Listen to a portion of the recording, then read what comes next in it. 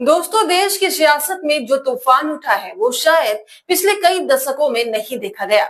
सत्ता के सबसे बड़े नाम, वो चेहरे जिन्हें लोग अछूत समझते थे, अब सलाखों के पीछे हैं। और इस पूरे खेल का मास्टरमाइंड कोई और नहीं बल्कि बिहार के मुख्यमंत्री नीतीश कुमार और आंध्र प्रदेश के दिग्गज नेता चंद्रबाबू नायडू है। एक समय पर जिनके बारे में कहा जाता था कि वे केवल क्षेत्रीय राजनीतिक तक सीमित हैं, आज वही लोग राष्ट्रीय सत्ता की धारा बदलने वाले खिलाड़ी बन चुके हैं।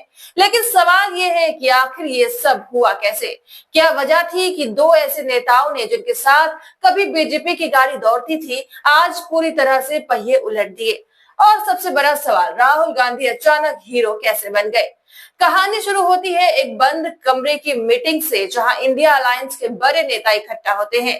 बाहर मीडिया को भनक तक नहीं, लेकिन अंदर टेबल पर रखी फाइलें और मोबाइल के नोट्स में बीजेपी के खिलाफ सबसे बड़े एक्शन का खाका तैयार हो रहा था। नीतीश कुमार शांत और गंभीर मुद्रा में बैठे, लेकिन उनकी आंखों में वो चमक थी जो बताती थी कि आज जो होने वाला है वो इतिहास में लिखा जाएगा। उनके बगल में चंद्रबाबू नायडू लगातार कागजों पर नोट्स बना रहे थे और सामने राहुल गांधी मुस्कुराते हुए हर शब्द सुन रहे थे। प्रियंका गांधी, जो आमतौर पर मंच से भाषणों में ही तेज दिखती है, यहाँ चुप थी, लेकिन उनकी आंखों में आत्मविश्वास झलक रहा था। नीतीश कुमार ने धीरे से फाइल खोली और एक एक पेज पर उन आरोपों का ब्यौरा रखा जो सालों से दबे हुए थे। घोटाले, सत्ता का दुरुपयोग, संवैधानिक संस्थाओं पर दबाव, चुनाव फंडिंग में गड़बड़ियां।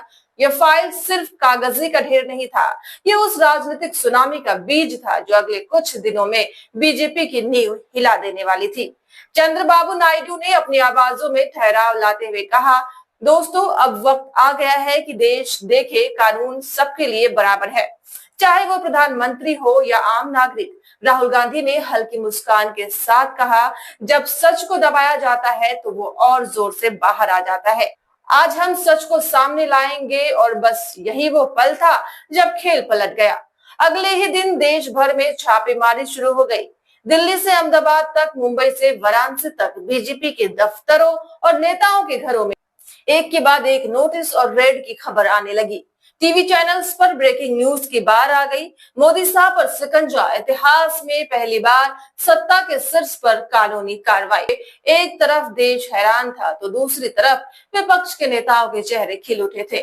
प्रियंका गांधी ने प्रेस कॉन्फ्रेंस में कहा कि ये किसी की व्यक्तिगत जीत नहीं है, ये लोकतंत्र की जीत है। नीतीश कुमार ने अपने बयान में साफ कहा, हम किसी से बदला नहीं ले रहे, लेकिन जो भी कानून तोड़ेगा उसे जवाब देना होगा।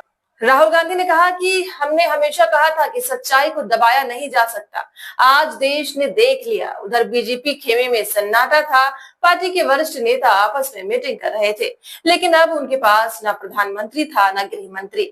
देश भर में बीजेपी समर्थक सोशल मीडिया पर गुस्सा जाहिर कर रहे थे, लेकिन विपक्ष का नैरेटिव इतना मजबूत था कि पलटना मुश्किल था। चंद्रबाबू नायडू ने अपनी रणनीतिक समझाते हुए कहा, बीजेपी ने हमें सालों तक हंसिए पर रखा था, लेकिन हम चुप नहीं बैठे। हमने सबूत जुटाए और सही समय का इंतजार किया। मीडिया के कुछ चैनल्स ने इस पूरी घटना को राजनीति का सबसे बड़ा मास्टर स्ट्रोक कहा है।